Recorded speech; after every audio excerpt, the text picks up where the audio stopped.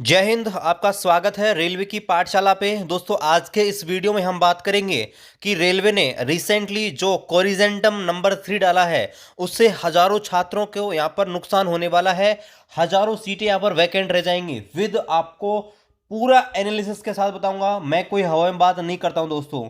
और रेलवे एक चीज में खुद अपनी बात से पीछे हट रहा है दोस्तों। रेलवे खुद दूसरे नोटिफिकेशन में उस बात को बोल रहा है, लेकिन ग्रुप डी के बारे में वो खुद इस बात को पीछे यहां पर धकेल रहा है। और सीबीटी 1 जो होगा ग्रुप डी में, तो उसका मार्क्स क्या जुड़ेगा मेंस पेपर में, उसका रिप्लाई इस वीडियो में मिलेगा। और मैं सीबीटी 2 का समर्थन करता हूं, लेकिन एक कंडीशन पर। ये सारी चीजें इस वीडियो में डिस्कस करेंगे। चलिए शुरू करते हैं आज के इस वीडियो। सबसे पहले दोस्तों बात ये करते हैं कि किस प्रकार से ग्रुप डी की जो ये 1,03,000 जो पद हैं, उनमें हजारों की संख्या में जो सीटें हैं यहाँ पर वैकेंट रहने वाली हैं। ऑफिशियली नोटिफिकेशन मैंने आपके सामने खोल रखा है। थोड़ा सा आप पेशेंस रखिए, वीडियो लंबा हो सकता है, लेकिन पूरा मैं आपको यहाँ पर निचोड़ बताऊंगा। तो ये मैंने आपके सामने ऑफिशियल नोटिफिकेशन खोल रखा है। अब मैं आपको नीचे ले चलता हूँ। आप पैरा नंबर 14.3 को अच्छे से पढ़िए। यहां पर दोस्तों क्या लिखा गया है कि भाई फिजिकल होने के बाद, देखिए 3 गुना कैंडिडेट को फिजिकल के बुलाया जाएगा। फिजिकल होने के बाद जो भी कैंडिडेट पास करेंगे, मान लीजिए भाई 3 गुना बुलाए तो 2.5 गुना कैंडिडेट ने यहाँ पर पास किया, क्योंकि फिजिकल इतना टाइट टफ भी नहीं होता है जिसकी वजह से बहुत सारे कैंडिडेट यहाँ पर फेल हो जाएं। तो ऐसे में मान लीजिए कि भाई 2.5 गुना कैंडिडेट यहाँ पर क्या हुए, फिजिकल पास कर लिए। तो रेलवे ने जब नोटिफिकेशन जारी किया था तो उस समय क्या क्या बोला था दोस्तों कि हम भाई साहब जितने भी कैंडिडेट हैं जो यहाँ पर फिजिकल पास करेंगे, उनका 2 गुना कैंडिडेट, यहाँ पर आप देख लीजिए, candidate twice the number of vacancies will be called for document verification. यानी कि 2 गुना कैंडिडेट हम डॉक्यूमेंट वेरिफिकेशन के लिए बुलाएंगे। यानी कि 1,03,000 और जो कोई पोस्ट है तो उनके लिए 2 लाख और 7,000 के आसपास कैंडिडेट बुलाए जाएंगे। लेकिन उसके बाद में यहाँ पर कोरिजेंटम नंबर 1, 2 और 3 यहाँ पर आए हैं। तो अब मैं आपको दिखाता हूँ कोरिजेंटम किस प्रकार से नुकसान होगा, पूरा देखिएगा दोस्त। ये आपका दूसरा कोरिजेंडम है। कोरिजेंडम 1 जो है वो हमारे कोई काम का नहीं है। कोरिजेंडम जो आपका दूसरा आया था, उसमें दोस्तों रूल्स को बदलकर जो पैरा नंबर 14.3 मैंने अभी आपको दिखाया है, उसका रूल यहां पर बदल दिया गया। और क्या बोला कि भाई हम 2 गुना कैंडिडेट की जगह सिर्फ 1.05 टाइम लेंगे। इसका मतलब क्या है कि भाई पहले जो 2 लाख और आपके 6,000 या 7,000 कैंडिडेट बुलाने थे, अब हम अगर 1 लाख और 3,000 जो वैकेंसीज हैं, 3,200 कोई, तो उनके लिए केवल 5% एक्स्ट्रा लेंगे। 5% का मतलब लगभग 6,000 कैंडिडेट एक्स्ट्रा लेंगे। यानी कि अप्रोक्सीमेटली माने तो 1,09,000, 1,10,000 मान लीजिए कि भाई 1,10,000 कैंडिडेट को ही हम बुलाएंगे डॉक्यूमेंट वेरिफिकेशन के लिए। लेकिन ठहरिए, यहां पर एक कोरिजेंटम नंबर 3 भी यहां पर आया हुआ, उसको देखते हैं। तो ये रहा दोस्तों वो कोरिजेंटम नंबर 3। और यहां पर क्लियरली यहां पर बोल रखा है, देखिए एक तो आपका एनटीपी वो आपके सीबी2 के बारे में बोल रखा है, उसको ध्यान नहीं देते हैं। यहां पर देखिए, यहां पर जो पैरा नंबर 14.3 है उसमें चेंज किया गया है, उसको यहां पर देखते हैं। तो हम आते हैं नीचे की ओर, और यहां पर देखिए जो पैरा नंबर 14.3 उसको दोबारा से चेंज किया गया। और अब दोस्तों क्या बोला गया है कि भाई जितनी भी वैकेंसीज है सिर्फ उतने ही कैंडिडेट को यहाँ पर बुलाया जाएगा। यानी कि 1,03,000 और 200 और जो 80 के आसपास पद हैं, सिर्फ उतने ही कैंडिडेट बुलाए जाएंगे। अब मैं आपको एक डेटा दिखा रहा हूँ, उसको आप देखिएगा। उससे आपको क्लियरली यहाँ पर पता लग जाएगा कि भाई हजारों पद कैसे खाली रहेंगे। अब देखिए, हम 1,03,000 को 1 लाख ले लेते हैं। ओके, ये 1 लाख आपकी वैकेंसीज हैं और 1 लाख कैंडिडेट डॉक्यूमेंट वेरिफिकेशन के लिए बुलाए। अब आप ये मानिए कि अगर 1 लाख छात्रों को डॉक्यूमेंट वेरिफिकेशन के लिए बुलाया जाता है, तो इनमें से कितने परसेंट डॉक्यूमेंट वेरिफिकेशन में जाएंगे? 100% तो कभी भी नहीं जाएंगे। मैं आपको 2018 की ग्रुप डी का यहाँ पर डेटा बता रहा हूँ कि अजमेर बोर्ड से 4755 पोस्ट थी, 4755 कैंडिडेट एक्स्ट्रा बुलाए गए 5% के साथ। यानी कि दोस्तों लगभग 4800 के अप्रोक्सीमेटली कैंडिडेट बुलाए गए। लेकिन उनमें से पता कितने लोग पहुंचे थे? लगभग 4300 कैंडिडेट को पैनल में डाला था।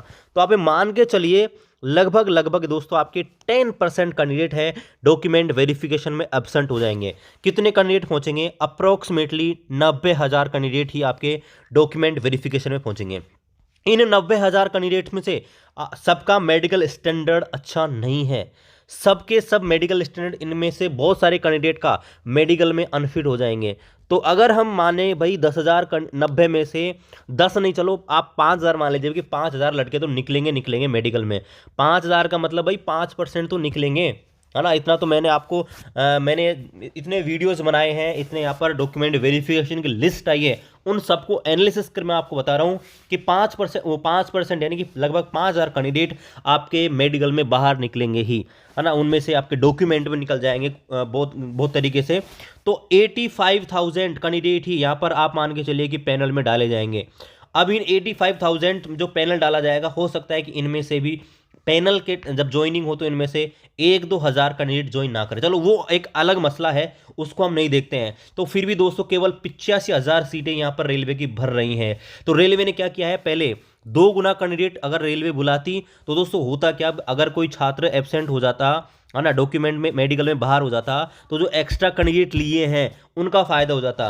लेकिन दोस्तों रेलवे ने क्या किया है, एक्स्ट्रा कैंडिडेट 5% बुलाने थे वो भी नहीं बुलाए। इससे क्या होगा दोस्तों, हजारों की संख्या में पद यहाँ पर खाली रहेंगे, क्योंकि दोस्तों वेटिंग लिस्ट तो हटाई दी गई है भाई, एक्स्ट्रा कैंडिडेट तो बुला ही नहीं जा रहे, तो फिर किस प्रकार से रेलवे जो सीटें वैकेंट रह जाएंगी उनको यहाँ पर भरेगी। तो ये सबसे बड़ा सवाल है रेलवे बोर्ड से कि यहाँ पर आप ये ऐसा क्यों कर रहे हैं। अगर आप एक्स्ट्रा कैंडिडेट बुला लेंगे तो भाई जो सीटें वैकेंट हो जाएंगी, जो एब्सेंट कैंडिडेट हो जाएंगे, उनके लिए क्या किया जाएगा, ये सबसे बड़ा सवाल है। अब दूसरा यहाँ पर जो हमारा सवाल है उसके बारे में आपको बात करते हैं कि रेलवे बोर्ड ने क्या कहा था। मैं आपको जो नोटिस है ना वो आपको दिखाता हूँ, रिजल्ट का जो क्लैरिफिकेशन आया था रेलवे का, उसका आपको मैं रिजल्ट आपको नोटिस दिखाता हूँ। अगर आप ज़्यादा जानकारी चाहते हैं कि भाई CBT 2 क्यों लिया जा रहा है, क्या CBT 2 नोटिफिकेशन में पहले से ही था इसका मेंशन, क्या रेलवे ने जबरदस्ती CBT को लाया गया है, तो दोस्तों मैंने आज से 1.5 साल पहले इसके बारे में ऑलरेडी वीडियो बना दिया था कि भाई आपका CBT 2 हो सकता है NTPC में। आप वीडियो डिस्क्रिप्शन से उस वीडियो को देख सकते हैं। अब चलिए मैं आपको दूसरी बात बताता हूँ, रेलवे खुद की बात कहकर कैसे उससे पीछे हट रहा है। तो देखिए मैं आपको नोटिफिकेशन दिखाता हूँ NTPC का, और उसमें आपको बताता हूँ कि भाई रेलवे ने दोस्तों ये जो नोटिस है ना, रेलवे ने जब डाला था, जब NTPC का रिजल्ट आया था 14 जनवरी को, है ना, जब छात्रों ने विरोध किया कि आपने कम कैंडिडेट क्यों लिए हैं उसके लिए, तो यहाँ पर एक लाइन लिखी गई है जो मैं आपको बताऊंगा।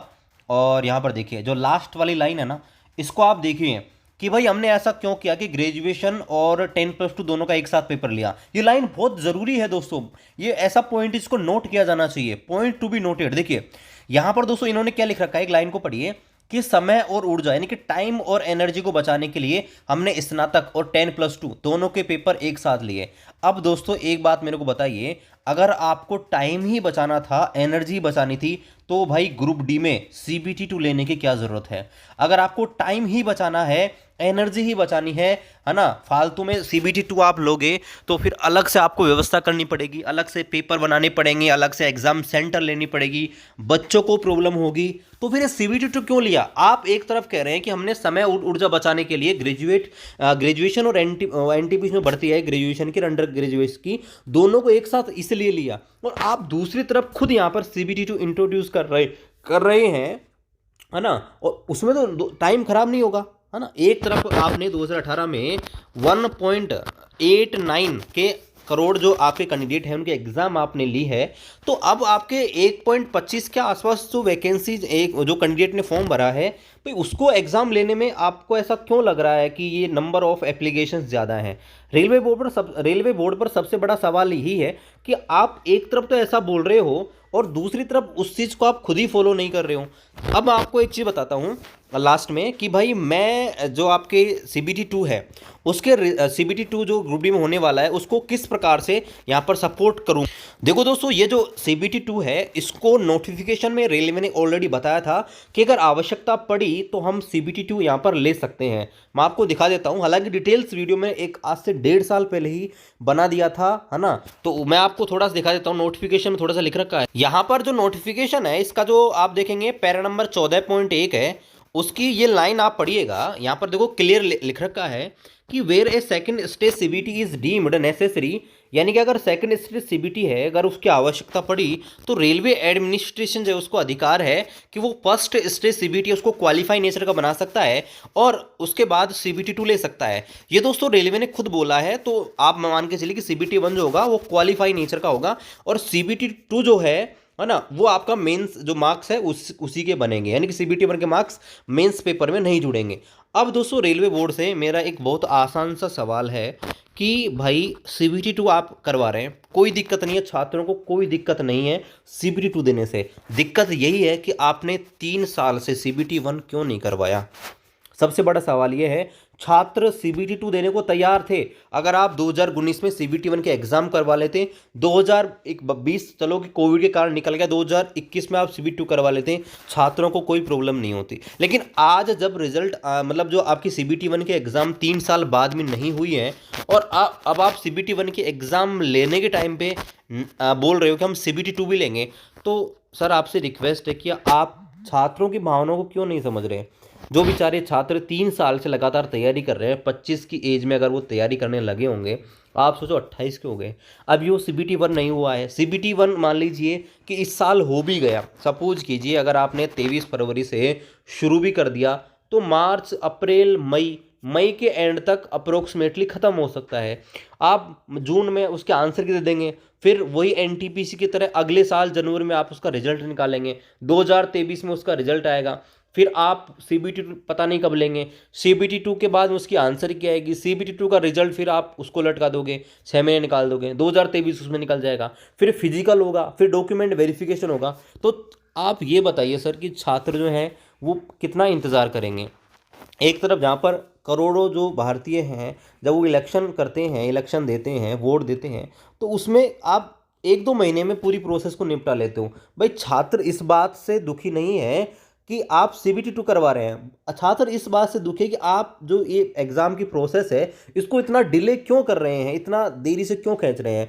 आप अगर टाइमली एग्ज़ाम करा लोगे तो छात्र 2 की जगह 3 एग्ज़ाम भी देने को तैयार है। लेकिन 1 साल में अगर आप 3 साल में अगर एक भी पेपर नहीं कराएंगे तो बहुत सारे सर छात्र ऐसे भी हैं जो पता नहीं किस सिचुएशन में कहाँ से पैसे लेकर कैसे न कैसे करके पढ़ रहे हैं, उनके ऊपर क्या स्ट्रेस है सर, ये आपको समझना होगा। रेलवे बोर्ड तक ये मेरा वीडियो पहुंच रहा है, तो सर आपको प्लीज़ आपसे निवेदन है कि ये सीबीटी 2 जो इंट्रोड्यूस किया है वो गलत बात नहीं है। अगर आप इसको पहले ही इंट्रोड्यूस कर देते और सीबीटी 1 एग्ज़ाम ले लेते पहले ही, तो फिर प्रॉब्लम जो छात्रों को जो समस्या होती वो नहीं होती। अब ऑलरेडी क्योंकि इतनी देर हो गई है, तो रेलवे बोर्ड से मेरा निवेदन है कि सर प्लीज़ करके आप सीबीटी 2 ना लें, क्योंकि छात्र वैसे ही बहुत इंतजार कर चुके हैं, 3 साल निकाल चुके हैं।